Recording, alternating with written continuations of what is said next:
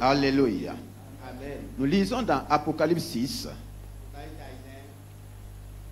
Fortifié, revêti et armé pour aller.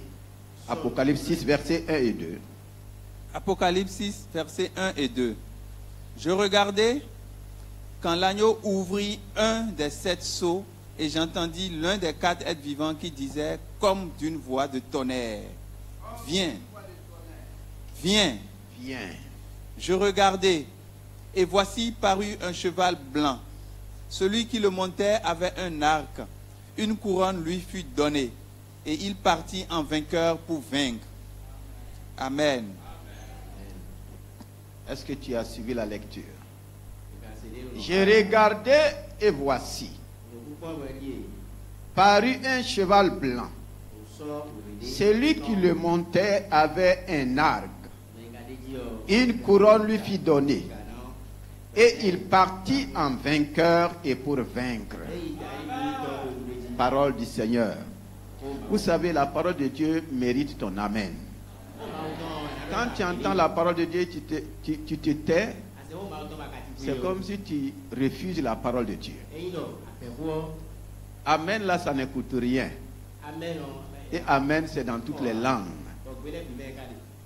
Amen. Celui qui le montait avait un arc, une couronne lui fut donnée. Il partit en vainqueur pour vaincre. Voici un homme. Je dis un homme parce que nous sommes devant des hommes. Un arc lui a été donné.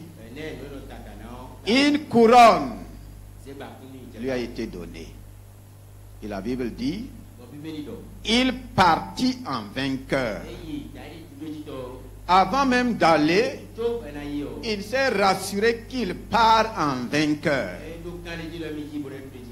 Le combat est gagné à l'avance. Si celui qui part pour le combat, au lieu de partir comme une personne à la recherche d'une victoire, la parole de Dieu dit qu'il est parti déjà en vainqueur. Il avait déjà l'assurance de sa victoire. Et comme il avait l'assurance de sa victoire, il a pris une couronne. Et cette couronne, c'est quelle couronne? La couronne de victoire. Il a pris déjà la couronne de victoire avec l'assurance de sa victoire. Le Seigneur te pose la question ce matin. As-tu l'assurance de ta victoire?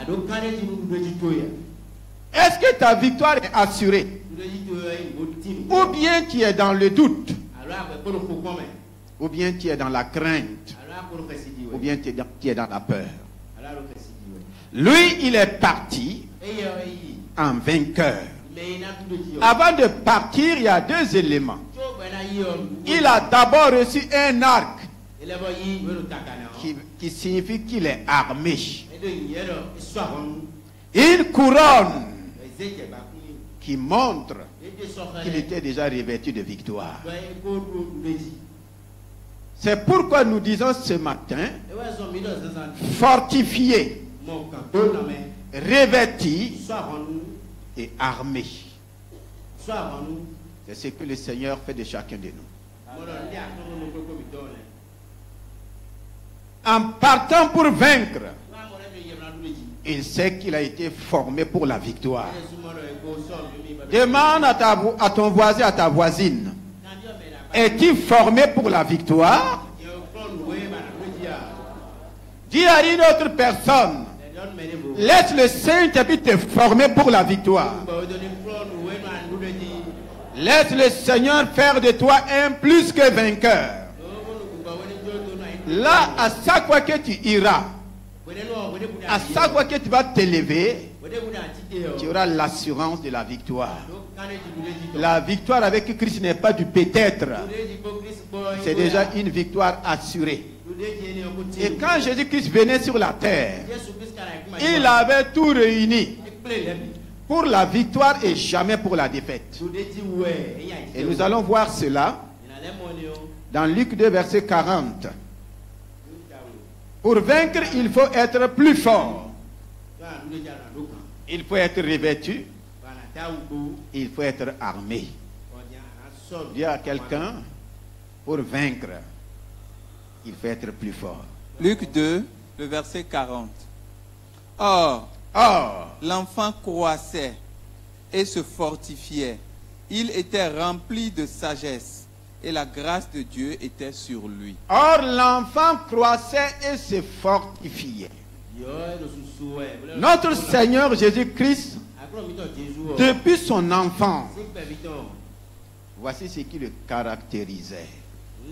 L'enfant croissait. Pourquoi c'est à lui seul qu'on met la marque de la croissance? L'enfant croissait. Ce n'est pas seulement une croissance musculaire. Ce n'est pas une croissance en taille, ni en forme seulement. Il croissait dans la connaissance de Dieu. Il croissait dans les choses de Dieu. Il croissait dans la parole de Dieu.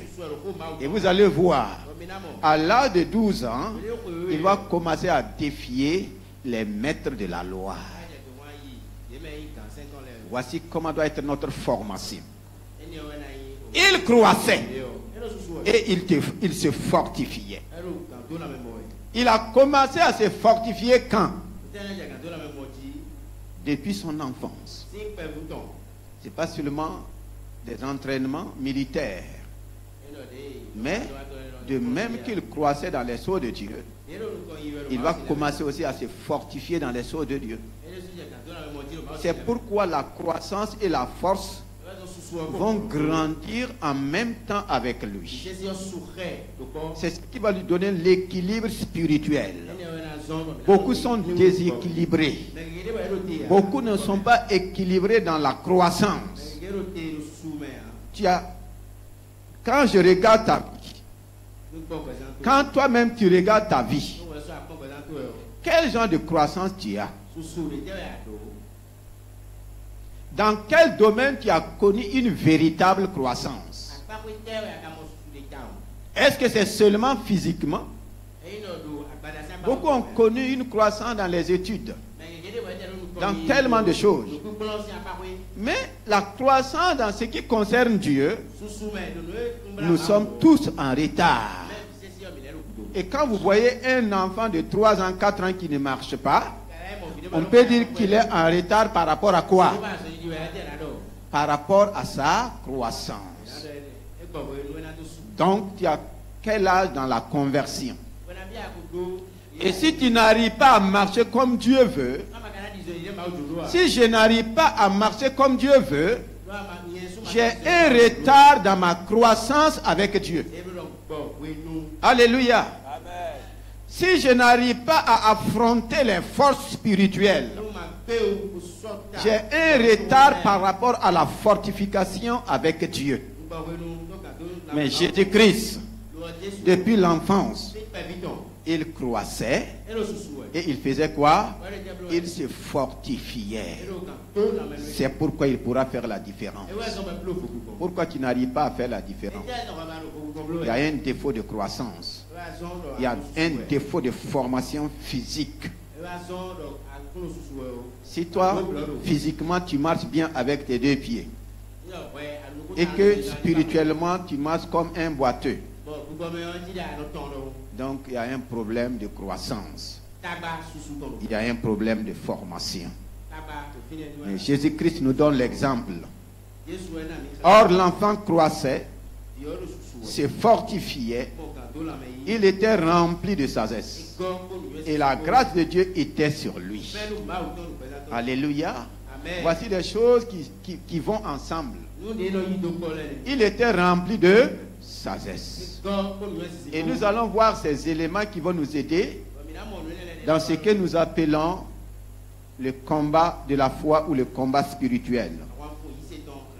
Et la grâce de Dieu était sur lui. Tu ne peux pas avoir tous ces éléments dans ta vie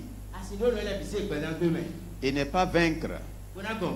Une bonne croissance, bien fortifiée, remplie de sagesse, et la grâce de Dieu est sur toi. Alléluia. Donc nous bénissons le Seigneur.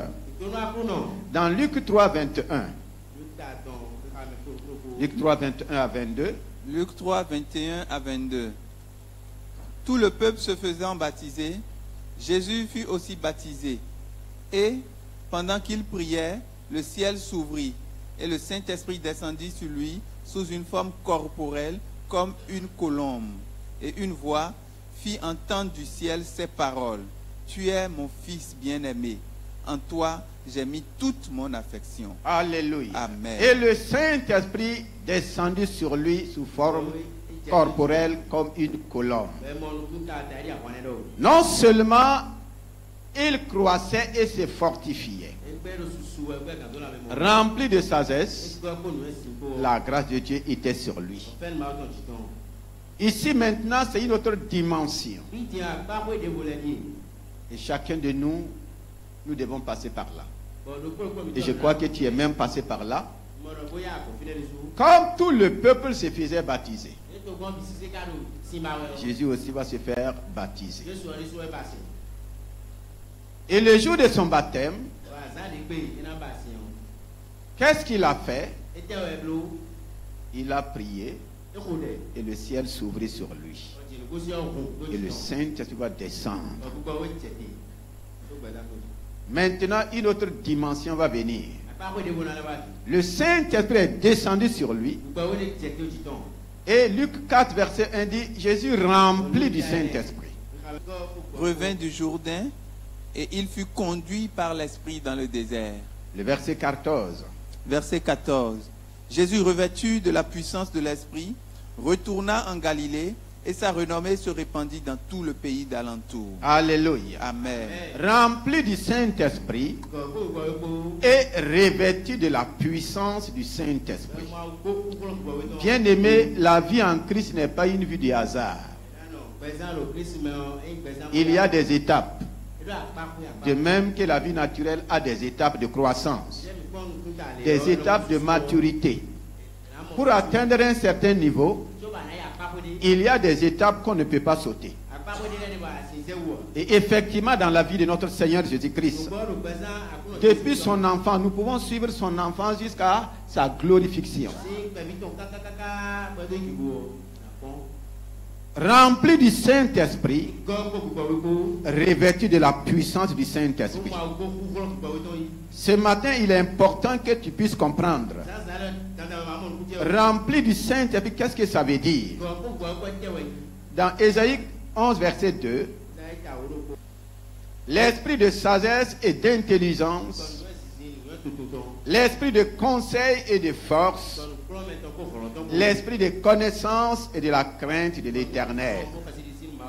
Alléluia. L'esprit de l'Éternel reposera sur lui. L'esprit de sagesse. Ici, ce n'est pas la parole de sagesse. Ici, c'est l'esprit de sagesse. La sagesse dont Dieu même incarne. C'est cette sagesse qui était en Jésus-Christ. Par le Saint-Esprit. Et cette même sagesse repose sur toi et sur moi par le Saint-Esprit. Est-ce que tu as été baptisé? Est-ce que tu es passé par les eaux du baptême par immersion? Est-ce que tu as été baptisé du Saint-Esprit? Cette parole, c'est pour toi, c'est pour moi. Il s'agit de toi qu'on parle ce matin. Ce n'est pas de quelqu'un d'autre. L'esprit de sagesse repose sur lui. La sagesse de Dieu, c'est quoi? C'est la manière dont Dieu travaille. C'est pour dire, c'est le plan d'action de Dieu. Le plan d'action de Dieu est doté de sa sagesse. Et Proverbe dit que Dieu a tout fait par sa sagesse. Alléluia. Si nous voulons faire des choses, nous avons la grâce d'avoir la sagesse de Dieu pour tout faire. Mais est-ce que nous laissons cette sagesse-là fonctionner en nous? L'esprit d'intelligence. L'intelligence de Dieu, c'est quoi? C'est le plan technique opérationnel de Dieu. Après avoir dévoilé son plan d'action, la stratégie ou les techniques que Dieu va utiliser pour accomplir son plan, ça demande ce qu'on appelle l'intelligence. Beaucoup ont des plans, mais pourquoi ils n'arrivent pas à exécuter leurs plans? Qu'est-ce qu'il faut pour exécuter le plan que tu as? C'est là qu'il faut quoi? L'intelligence. L'intelligence, c'est la finesse dans les choses. Parce que quelqu'un peut faire la chose, mais quand il va faire, c'est différent. Il n'y a pas de finesse. La finition n'est pas ça. Mais la sagesse de Dieu te permet et te donne les techniques opérationnelles. Donc Dieu, selon son plan d'action, opère de façon technique. Et les techniques de Dieu sont appelées quoi? L'intelligence divine. La force de Dieu, c'est la puissance de Dieu en action. Nous avons besoin de tout cela quand il s'agit de prendre les armes et de résister dans les mauvais jours. Nous allons voir comment Jésus-Christ lui-même a fait face aux mauvais jours. Est-ce que c'est les mains vides? Non. Voici ce qu'il a réuni en lui, ce qu'il a permis à Dieu de faire en lui et avec lui pour faire face aux mauvais jours. Pour les mauvais jours dont il est question, dont il vit et que nous traversons aujourd'hui, voici ce qu'il faut. Nous avons besoin de la sagesse de Dieu. Alléluia. C'est pourquoi Jacques dit, quand tu passes par l'épreuve, et il dit l'épreuve de ta foi, ce qu'il te faut, si tu manques la sagesse, tu dois faire quoi? Tu dois demander à Dieu la sagesse. Et beaucoup de fois, quand nous traversons les épreuves, dans le mauvais jour, ce que nous demandons, c'est différent de ce que Dieu a pour toi et pour moi pour faire face à ces mauvais jours. Jacques dit, il faut demander la sagesse. Et Dieu la donne simplement. Parce que devant l'épreuve, toi tu crois qu'il faut l'argent. Mais tu peux avoir l'argent et échouer dans l'épreuve. Toi tu crois qu'il faut avoir tel moyen. Tu peux avoir les moyens et échouer dans l'épreuve. Mais dans l'épreuve là, si tu as la sagesse de Dieu, la manière de faire de Dieu, il n'y a pas cette épreuve dans laquelle Dieu va rentrer et ne pas trouver la sagesse qu'il faut, la stratégie qu'il faut pour sortir de l'épreuve, quelle que soit la profondeur de l'épreuve. C'est pourquoi la sagesse de Dieu est indispensable dans les mauvais jours. Alléluia. Il dit encore l'esprit de quoi? L'esprit de la crainte de Dieu. Dans l'esprit de conseil, il y a l'esprit de connaissance. Alléluia. La connaissance de Dieu, c'est les renseignements révélationnels que Dieu te donne. On dit esprit de connaissance là. Parce qu'il faut connaître le terrain. Il faut connaître l'ennemi. Il faut maîtriser la situation. C'est pourquoi aujourd'hui, les nations mettent ce qu'on appelle des services de renseignement, qui doivent connecter toutes les connaissances requises. Parce que si tu pars dans l'ignorance, tu vas tomber dans les bourbiers de l'ennemi. qui va tomber dans les filets de l'oiseleur. Donc il faut la connaissance. Alléluia. La connaissance et la crainte de Dieu se suivent. Pourquoi? Quand tu as toute la connaissance requise, quand tu as la connaissance révélationnelle, quand tu as toutes les informations qu'il faut, malheureusement, beaucoup se précipitent sans avoir toutes les informations. Et après, ils vont se rendre compte qu'ils ont connu des erreurs. Pas possible. La connaissance te permet de réunir tout ce qu'il faut avant de rentrer en action. Il y a des situations qui se passent. Tant que tu n'as pas toutes les informations, ne te presse pas. Parce que tu vas mal agir. Et tu vas te retrouver dans l'échec. Tu vas te dire, mais pourquoi? Donc la connaissance est nécessaire. Et c'est la connaissance de Dieu. Pour dire qu'il n'y a pas de situation dont Dieu n'a pas la connaissance du fond. Dieu a la connaissance de la chose avant même que la chose commence. Il a aussi la connaissance de la chose jusqu'à sa fin. Il a su comment ça a commencé et il sait aussi comment ça va se terminer. Mais si toi tu ne sais pas, tu vas lutter dans la fin.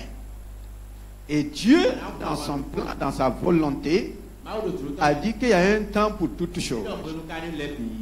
Lui, il a déjà donné un temps pour toutes choses.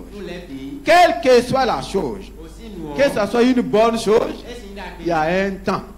Que ce soit une mauvaise chose, il y a un temps. Mais si tu n'as pas la connaissance du temps de Dieu, la fin de la chose peut arriver. La fin de ta souffrance peut arriver. Toi, tu continues dans la... L'ennemi continue à te maintenir dans la souffrance.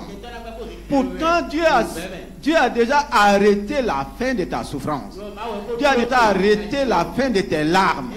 Il a déjà arrêté la fin de ta misère. Mais toi, tu continues dans la misère. Pourquoi? Tu n'as pas la connaissance. La connaissance révélationnelle du pléro, le temps de Dieu. Et le Seigneur est en train de parler à quelqu'un ce matin. Le Seigneur est en train de te dire, j'ai mis fin à cette épreuve dans ta vie. Ne continue pas de laisser l'ennemi te noyer dans cette épreuve. Ne continue pas de laisser l'ennemi te noyer dans cette misère, dans cette douleur. Il y a un temps pour toute chose. Donc, la connaissance me permet d'avoir tous les renseignements, les informations révélationnelles. Avant d'agir, il faut réunir ces éléments. Quel que soit le problème qui se passe dans ta propre maison, ne sois pas pressé.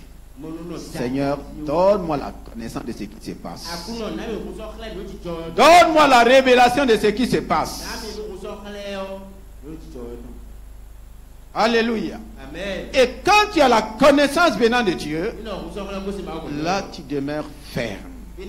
Parce que tu sais comment la chose va se terminer. Alléluia. Amen. La maison du prophète Élisée était entourée de chars et de chevaux.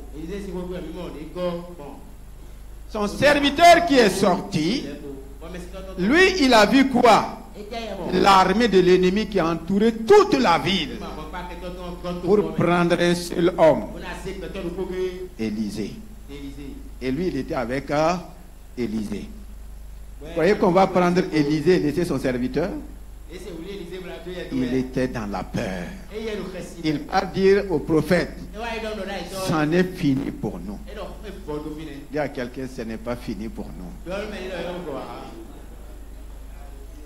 Dis à quelqu'un, ce n'est pas fini pour moi. Ce n'est pas fini. Il dit, ça n'est fini pour nous. Le prophète dit non.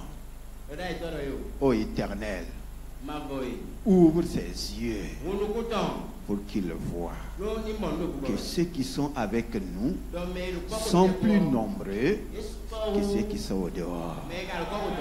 Est-ce que son serviteur avait cette connaissance? Est-ce qu'il avait cette révélation? Lui, il voyait quoi? Un problème. Lui, il voyait quoi? C'est fini pour nous. Dis encore à quelqu'un, ce n'est pas fini pour toi. Amen. Tu as demandé une parole à Dieu, Dieu est en train de te parler. Ce n'est pas fini. La crainte de Dieu, c'est quoi? Nous sommes en train de parler de prendre les armes. Ça fait partie. Nous avons vu la semaine passée qu'on doit se dépouiller des armes du monde. Nous avons vu cela avec David. Saül a donné son vêtement, son armure à David, son épée. Mais David a dit, je ne suis pas accoutumé. Il s'est débarrassé. Ça ne va pas au milieu de nous parce que nous refusons de prendre les armes de Dieu. Nous prenons les armes du monde. La même manière que le monde combat, nous voulons combattre de la même manière. Et Dieu dit, lui, ses armes ne sont pas des armes charnelles. Ce n'est pas contre la chair ni le sang. Il nous a donné les cibles. Nos armes sont des armes spirituelles. La ceinture de vérité. Parce que nous vivons dans un monde de mensonges. Le mensonge est l'arme du monde. Et le Seigneur dit, il n'y a aucune puissance contre la vérité. Et ma parole est la vérité. Comment tu peux avoir une telle arme et tomber devant les mensonges du diable? Pas possible. La cuirasse de la justice. Tous ont péché et sont privés de la gloire de Dieu. Mais ils sont gratuitement justifiés. Le péché te prive de la gloire de Dieu. La cuirasse de la justice, c'est pour te dire, Jésus a payé pour ta justification. Il a payé pour ma justification. De même que tous ont payé. Péché du moins. Il n'y a pas un homme qui ne pêche pas. Le plus sage l'a dit, Salomon, quand il consacrait le temple. Il dit, oh Dieu, il n'y a pas un homme sur la terre là, qui ne pêche pas. C'est toi qui dis que tu ne pêches pas, tu traites Dieu de menteur. Parce que ta nature même, là, avant d'être enfant de Dieu, est issue de la nature du péché. Mais Christ nous a gratuitement justifiés. Et il nous demande de prendre l'arme de la justice. Parce que devant ton péché, l'ennemi va encore venir te dire, tu connais la loi, non? Quand tu es en faute, on te présente quoi? On te présente quoi? On te présente la loi. Il viendra te dire, tu connais la loi, non? Mais Jésus-Christ a fait quoi? Lui, il nous a gratuitement justifiés. Et il ajoute, comme je vous ai gratuitement justifié, il n'y a plus de condamnation pour ceux qui sont en Jésus-Christ. Car la loi de l'esprit de vie nous a affranchis de la loi du péché et de la mort. Est-ce que toi tu prends ça? Les saucires du gel de l'évangile de paix. Donc les saucires sont des armes. Les armes de Dieu sont des saucires. Alléluia. Amen. L'évangile de paix. L'évangile, c'est la bonne nouvelle. Parce que nous sommes dans un monde rempli de mauvaises nouvelles. Malheureusement, au lieu de prendre les saucires du gel de l'évangile de paix, nous prenons quoi? Quel genre de chaussures? Les chaussures de la mauvaise. Et vous marchez pour aller annoncer quoi? Pour aller annoncer la mauvaise nouvelle. Tu annonces la mauvaise nouvelle à toi-même. Tu annonces la mauvaise nouvelle à ta famille. Au service, tu annonces la mauvaise nouvelle. En parlant comme les autres. En parlant comme tes collègues. La mauvaise nouvelle, c'est parler de la réalité en mettant la vérité de côté. On dit mauvaise nouvelle. C'est toi qui as la connaissance de la bonne nouvelle qui sait que c'est mauvaise nouvelle. Le monde parle toujours de la réalité. Et quand il te parle, c'est réel. Tu vois. Mais il y a là, et seule la vérité peut triompher de la réalité. Le bouclier de la foi, avec lequel tu peux éteindre tous les traits, les flèches enflammées de l'ennemi. Est-ce que tu sais que chaque jour, l'ennemi t'envoie des flèches venimées? Des flèches que tu ne sais d'où ça vient. Lui t'envoie quoi? Des flèches. Des flèches en parole, en pensée, en acte, en comportement. De toutes les manières. T'envoie des flèches. La foi, c'est quoi? C'est la confiance absolue en Dieu. Une ferme confiance. Une ferme assurance. Quand les flèches de la maladie arrivent, j'ai l'assurance que Christ. Qu'est-ce que Christ a fait? Qu'est-ce que Christ a fait?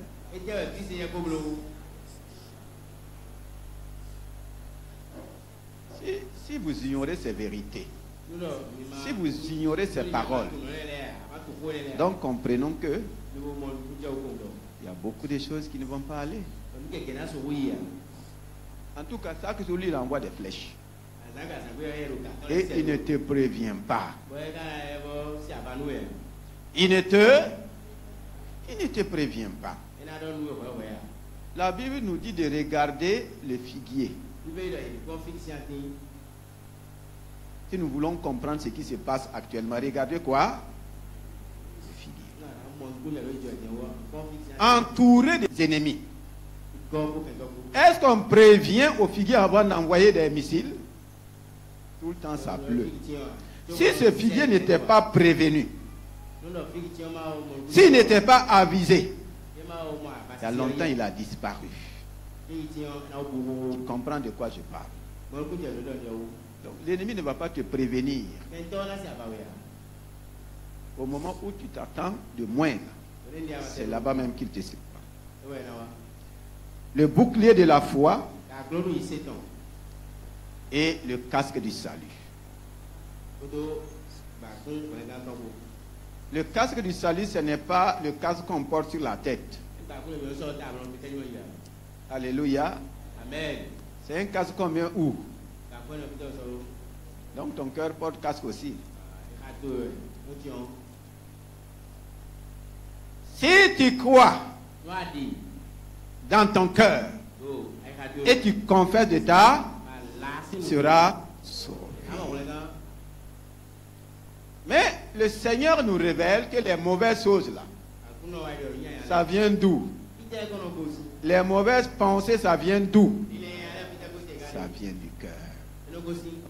Protéger mon cœur. Et lui-même l'a dit, garde ton cœur plus que toute autre chose. Alléluia. Donc c'est juste pour résumer, l'Esprit du Seigneur est sur moi, l'Esprit de sagesse, l'Esprit d'intelligence, l'Esprit de conseil et de force, l'Esprit de connaissance et de la crainte de Dieu. La crainte de Dieu, c'est s'éloigner du mal. Donc de toutes les armes que Dieu te demande de prendre, ce ne sont pas des armes pour faire le mal. Mais c'est des armes qui vont t'aider, te protéger contre le mal. Alléluia. Maintenant, si nous prenons ces armes, le Seigneur nous demande d'aller. Quand Jésus a été baptisé, rempli du Saint-Esprit, premièrement, il est parti au désert, conduit par le Saint-Esprit. Quand il a été revêtu maintenant, qu'est-ce qui va se passer? Il va aller. Et si le Seigneur a pris tout ce temps pour nous fortifier, pour nous demander de prendre ses armes, c'est pour aller. Jésus a pris, il est allé. À la fin de sa mission, il va nous demander aussi d'aller. Matthieu 28, le verset 18 à 20, si vous avez la parole vivante. La parole vivante. Voilà, vous pouvez mettre 8 secondes sur l'écran. Matthieu 28, les versets 18 à 20. Alors, Jésus s'approcha d'eux et leur parla ainsi. J'ai reçu les pleins pouvoirs au ciel sur la terre. J'ai reçu les pleins pouvoirs venant du ciel et de la terre. Allez donc dans le monde entier. Faites des disciples parmi tous les peuples. Alléluia. Amen. Baptisez-les au nom du Père, du Fils et du Saint-Esprit et apprenez-leur à observer tout ce que je vous ai prescrit. Si nous recevons les pleins pouvoirs, si nous recevons la force divine, si nous recevons le revêtement divin, si nous recevons toutes les armes, c'est pour aller. Il y a quelqu'un, on doit aller. Je dois aller. C'est en allant que nous allons voir la capacité, la puissance de toutes les armes que Dieu nous a données. Allez par tout le monde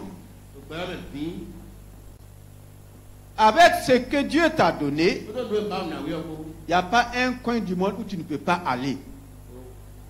Tu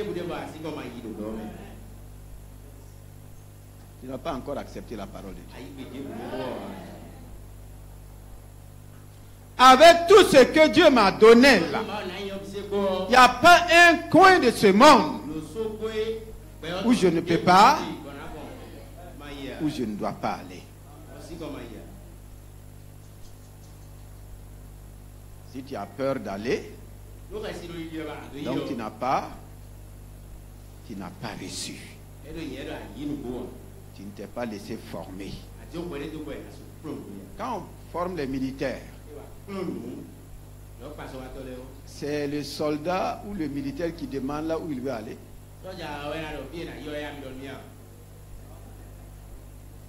Ah bon? Ils n'ont pas le choix d'aller là où ils veulent. C'est la vérité. L'ordre donné là, au niveau du commandement général, doit être exécuté à la lettre. Si le chef de l'armée dit allez,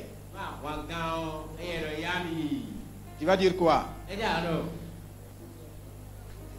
Ah bon? quelqu'un dit à vos ordres. Que quelqu'un dit Seigneur à tes ordres.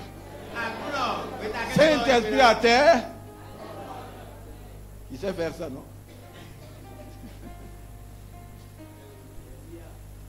Formé, revêtu, armé, pour rester dans le camp.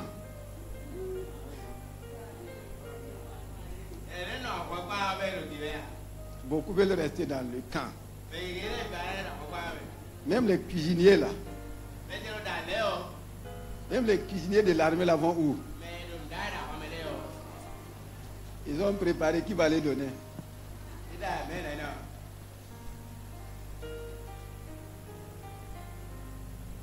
Allez. C'est le mot d'ordre du Seigneur. Le Seigneur n'a pas formé son armée pour la garder entre les quatre murs. Vous savez la raison des conflits dans les églises? On les a équipés. On les a donné des armes. S'ils ne partent pas, ils vont utiliser les armes là contre qui? Mais c'est ça qui se passe. C'est ça qui se passe. On ne part pas. Pourtant on est équipé. On va retourner l'équipement contre nous. Et quand c'est comme ça, ça devient le contraire des armes que Dieu nous a données. Dans toutes les armes là, on a parlé de haine dedans. On a parlé de rancune. On a parlé de jalousie. On a parlé de ça. Tant que tu ne vas pas aller, tout ce que Dieu t'a donné là devient un problème entre tes mains. Allez. Faites de toutes les nations des disciples, des disciplinés. Texte 15. Puis il leur dit, allez par tout le monde et prêchez la bonne nouvelle à toute la création. Le verset 17. Voici les miracles qui accompagneront ceux qui auront cru. En mon nom, ils chasseront des démons. En mon nom, ils chasseront les démons. Alléluia. Ils parleront de nouvelles langues. Comme David a vaincu Goliath. Qu'est-ce qu'il a déclaré? Il a dit avec la pierre je vais te tirer. Il a dit avec mon bâton je vais t'abattre. Qu'est-ce qu'il a dit? Au nom de l'Éternel des armées. Et Jésus nous donne aussi son nom. Et il nous dit d'aller. Qui a le nom de Jésus ici?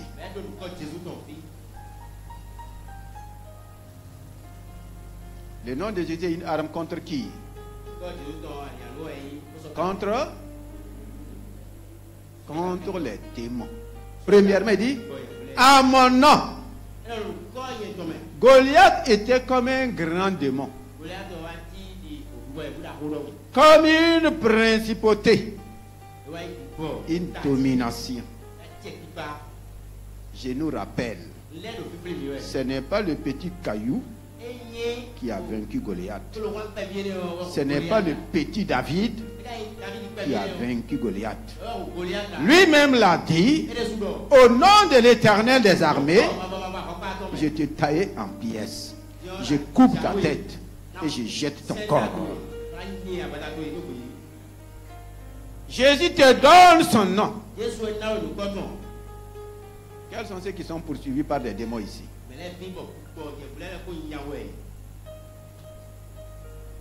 À mon nom, ils vont chasser les démons.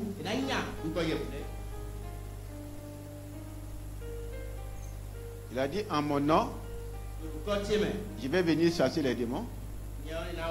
Qui doit chasser les démons? C'est qui? C'est quel démon tu dois chasser? Les démons de ta propre maison d'abord. Les démons autour de toi. Dis en mon nom. Ils chasseront les démons. Si réellement on obéissait au Seigneur, est-ce qu'on aura problème de démons? Je vais vous dire quelque chose. Vous êtes au bord de la mer, non? Vous êtes au bord de la mer. Moi, j'étais à la tour de prière. Ça quoi qu'on chassait les démons? On les envoie où? On les envoie où? À la mer. Et vous, vous êtes à côté de la mer. Donc les autres pays font, les autres chrétiens font quoi? Ils vous envoient les... Ne soyez pas étonnés que ici les choses soient bizarres. Je parle de mon propre expérience. Les veilles de nuit là, on chassait les démons où? Dans la mer. Et vous êtes à côté de la mer. Vous allez les chasser où?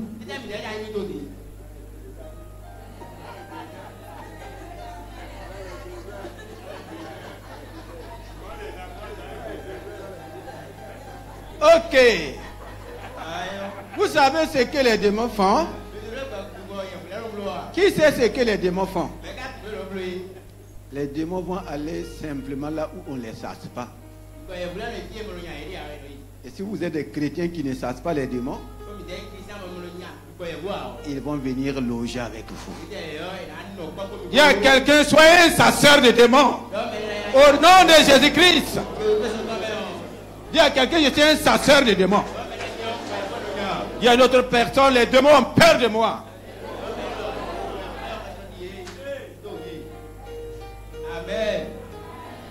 À mon nom. Comment tu vas laisser les démons utiliser des hommes pour venir te nuire? Tout le temps tu parles des sorciers, tu parles de... Qui agit en eux? C'est... Et Jésus dit quoi? À mon nom. Vous allez chasser les... C'est pas l'ange Michel qui va venir encore chasser les démons de ta vie. Non. Et ils les ont chassés du ciel. Ou bien? Ils les ont chassés d'où? C'est la terre qui doit les chasser. Et toi, tu es devenu leur ami. Un démon peut être ton ami. Tu peux avoir pour ami des démons et ça va marcher. Il y a quelqu'un qui chasse les démons de ta vie.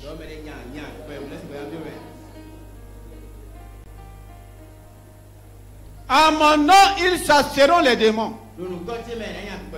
C'est toi qui te lèves avec le nom de Jésus pour chasser les démons de ta vie, les démons qui veulent contrôler ta vie, qui veulent contrôler ta destinée, qui veulent contrôler ton avenir, qui veulent contrôler ta richesse, tes bénédictions. Toi, tu as le nom de Jésus. Exerce-le. On ne donne pas une arme à un militaire et quelqu'un d'autre va venir tirer pour lui. C'est comme ça? Non. À mon nom. Qu'est-ce qu'ils vont faire encore? Ils parleront de nouvelles langues. Ils parleront de nouvelles. Ils parleront de nouvelles langues. Le rôle des nouvelles langues, c'est quoi? La Bible dit qu'il y a des dictateurs invisibles. Tu sais ce qu'ils sont en train de dicter dans le monde invisible? Maintenant, quand toi tu parles en langue, tu troubles leur communication. Alléluia. Quand tu parles en langue, les plans qu'ils ont conçus là sont dévoilés. Quand tu parles en langue, on dit que ce n'est pas le langage des hommes. Alléluia. Et ils sont des esprits qui communiquent. Toi, tu n'entends pas. Ou bien tu entends. Maintenant, quand tu te mets à parler en langue, c'est maintenant esprit contre esprit. Tu leur donnes les menaces de Dieu, venant de Dieu. On dit que tu ne parles pas aux hommes. Ce n'est pas le langage des hommes. Quand tu te mets à parler en langue, c'est comme Dieu qui les parle. Et il parle dans le monde invisible. Qui les répond? Qui peut les répondre? Si ce n'est pas Dieu.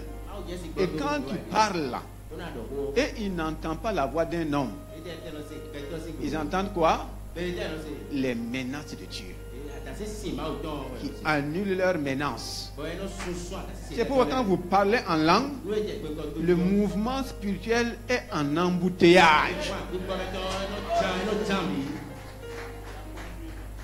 Ils sont dans une confusion.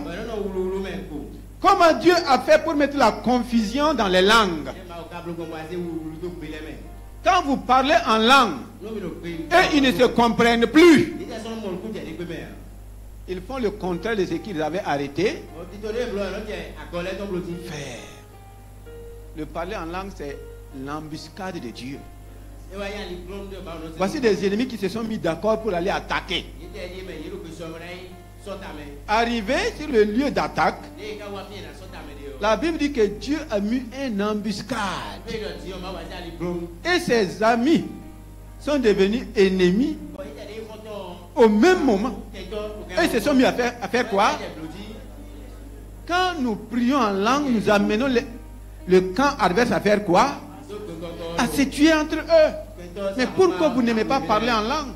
Vous croyez que c'est pour rien que Jésus a donné ça? C'est pour rien? C'est une nouvelle langue pour aller gagner un bon concours? C'est pour aller passer concours? C'est pour aller faire entretien d'embauche? Non. Quand nous prions en langue, c'est pourquoi pendant l'université de prière, la première veillée, nous avons amené le peuple à prier en langue pendant 1 heure. La deuxième veillée, nous sommes allés jusqu'à 2 heures de prière en langue. Quand nous prions en langue, quand nous parlons en langue, ils sont dans la confusion. Un embouteillage terrible. Ils sont en embuscade. Alléluia. Amen. Si elles donnent l'ordre de tirer à gauche, quand toi tu pries en langue, là, ils reçoivent l'information comme il faut tirer où?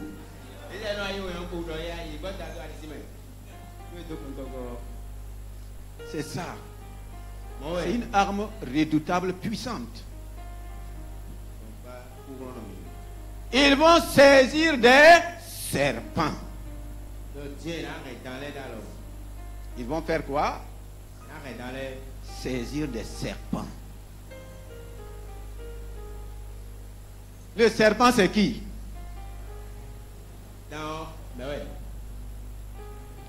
Satan était tellement contre l'apôtre Paul. Il a tout mis contre lui. Il a voulu le noyer.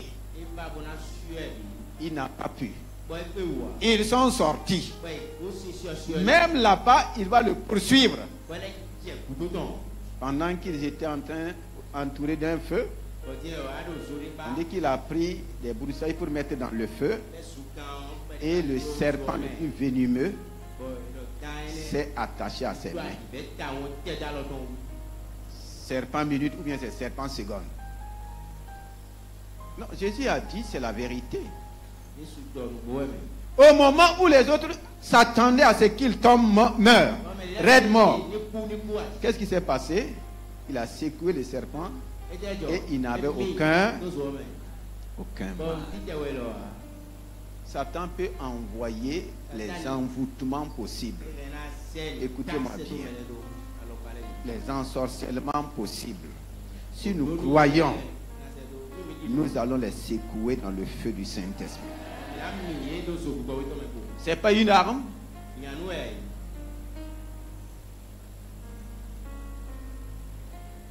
Si ils boivent des breuvages mortels, cela ne leur fera aucun mal. Tout le mal que l'ennemi prépare contre toi, quel que soit l'empoisonnement. Et aujourd'hui, l'empoisonnement est monnaie courante. Dis à quelqu'un, tu ne peux même pas l'éviter, je ne peux pas l'éviter.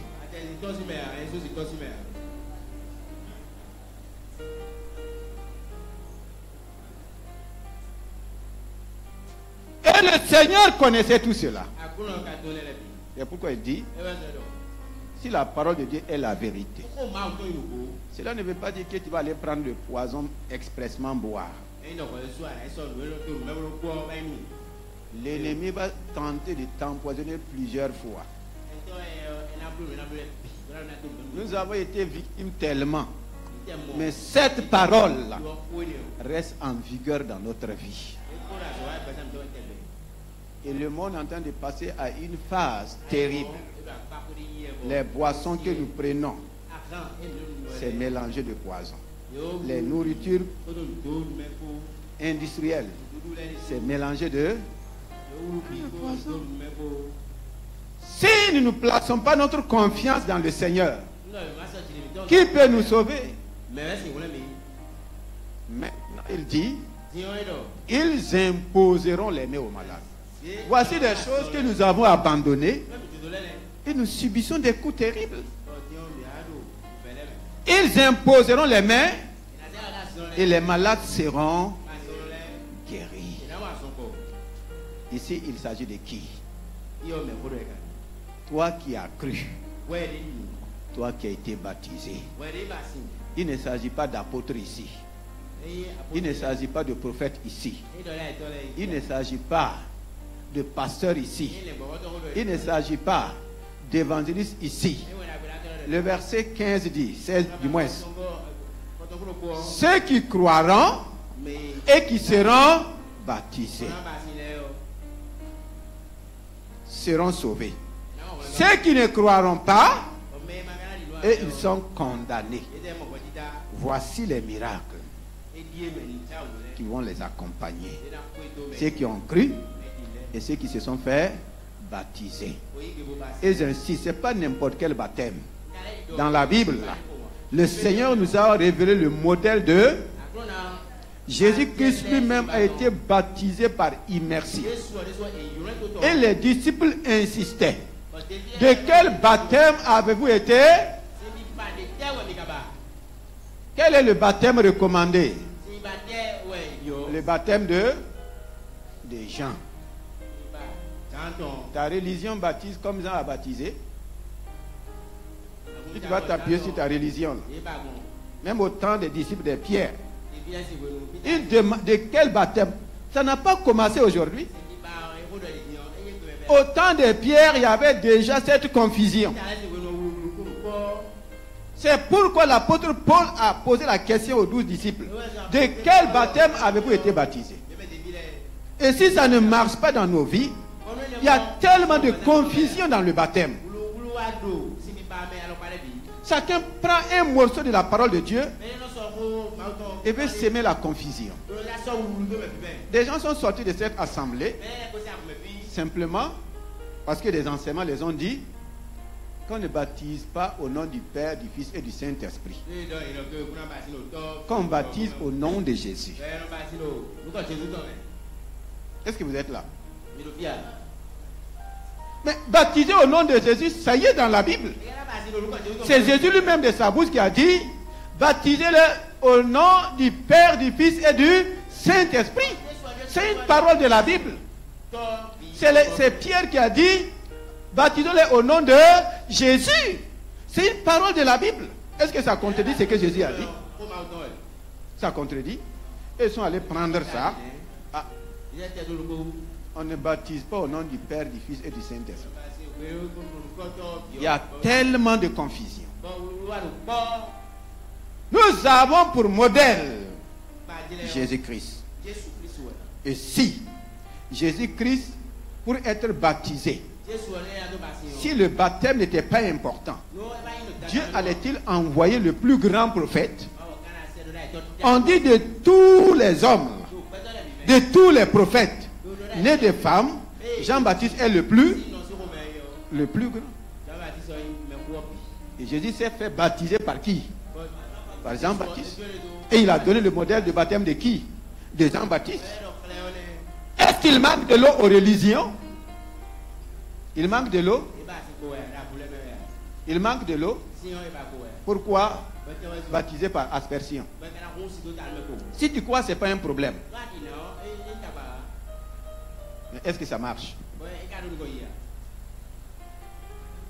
Faites attention aux mouvances religieuses. Jésus n'a pas amené une religion.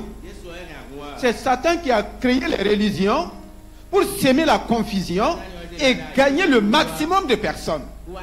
Et chaque religion est mise en place pour répondre aux convictions d'une partie du monde. Et c'est pourquoi les gens suivent la religion par quoi? À cause de leurs convictions, à cause de leurs croyances. Ce n'est pas à cause de la foi. C'est la même chose que la Sainte Seine. Ici, un pasteur a dit, il a donné son corps et son sang. Pour montrer qu'effectivement les gens font les choses à moitié. On te baptise par aspersion et on ne te donne pas le sang. Donc il faut être d'accord. Et les gens sont d'accord pour ça. C'est comme ça que Jésus faisait. Et ça ne leur dit rien. On croit aveuglement et on ne vérifie pas. Ils ne vont jamais vérifier parce qu'on ne va jamais les conduire dans la parole. On ne va jamais les encourager à lire la Bible. Et les Bibles sont faites de sorte pour ne pas te donner envie de lire. C'est sciemment fait. C'est sciemment fait. On ne va jamais vous prêcher la parole de Dieu. Et on ne va jamais vous encourager de prendre la Bible. Prenez. Je vous défie. Tu ne peux pas lire toute la Bible et un pasteur va te manipuler. Ce n'est pas possible. Si tu te laisses manipuler, toi-même tu aimes la manipulation et tu es aussi un manipulateur. Va vérifier. Avant de mettre pied dans une église évangélique, j'avais déjà lu toute la Bible.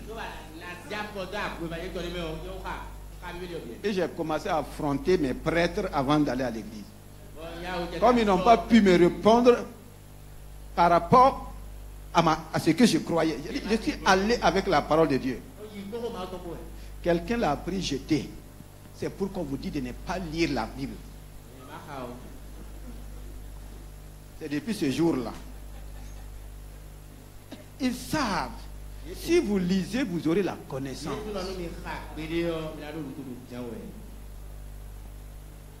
Il était fâché.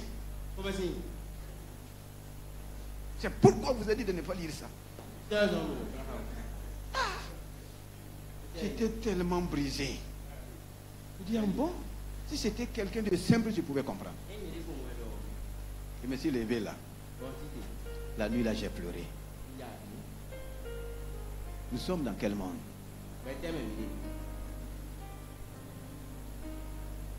Ils imposeront les mains au... Qui va imposer les mains? Qui doit imposer les mains? Qui?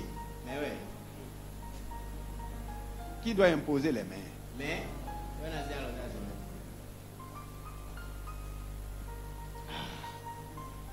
Donc tu es doté de quoi? De guérison. L'arme de la guérison est où? L'arme de la guérison est où? Dans tes mains. La première fois que le Seigneur va me convaincre, on était plus de 1500 dans l'ancienne église du TBI.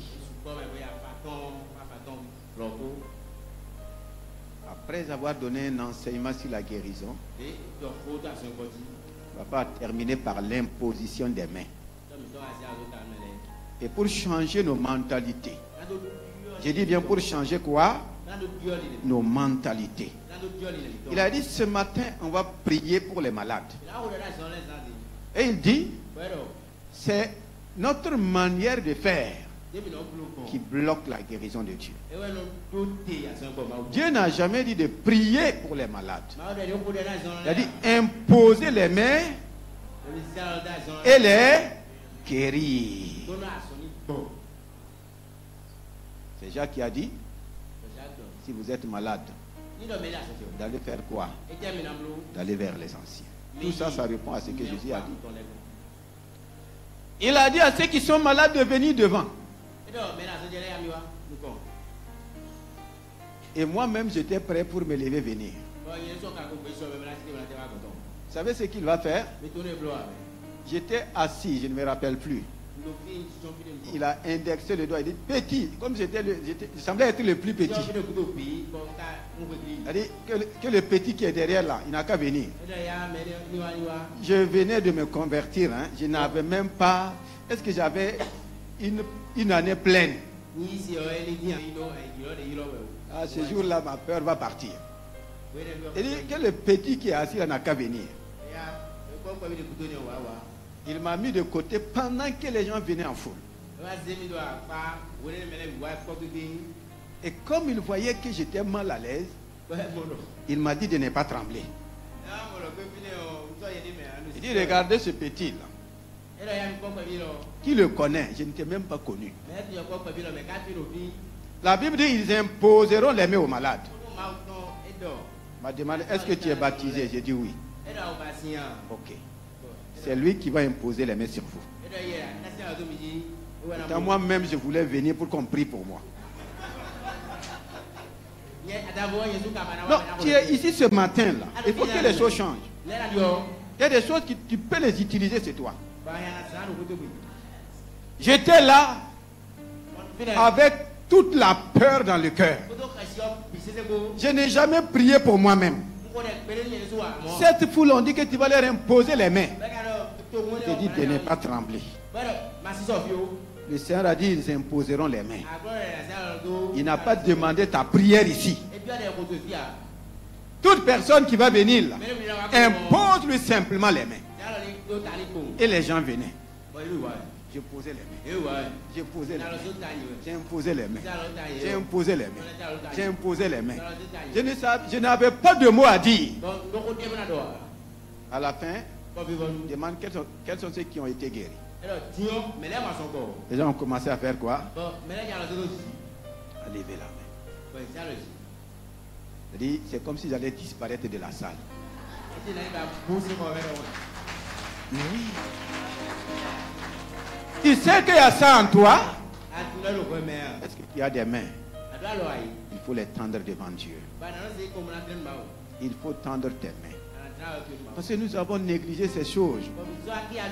Et nous souffrons sans solution. Tu as la puissance de la guérison en toi. Il n'a pas dit ceux qui ont les dons de guérison vont imposer les mains. Ou bien, il a dit ceux qui ont les dons de guérison. Les dons de guérison, c'est merveilleux, c'est très bien. Mais d'abord, il a mis ça à la disposition de tout le monde. Ils imposeront. Ils vont s'asseoir. Ils vont parler. Ils vont saisir. Ils vont boire. C'est toi, c'est moi. Et ce matin, je veux que tu appliques ça. Élève ta voix, dis Seigneur, je te remercie pour ta parole.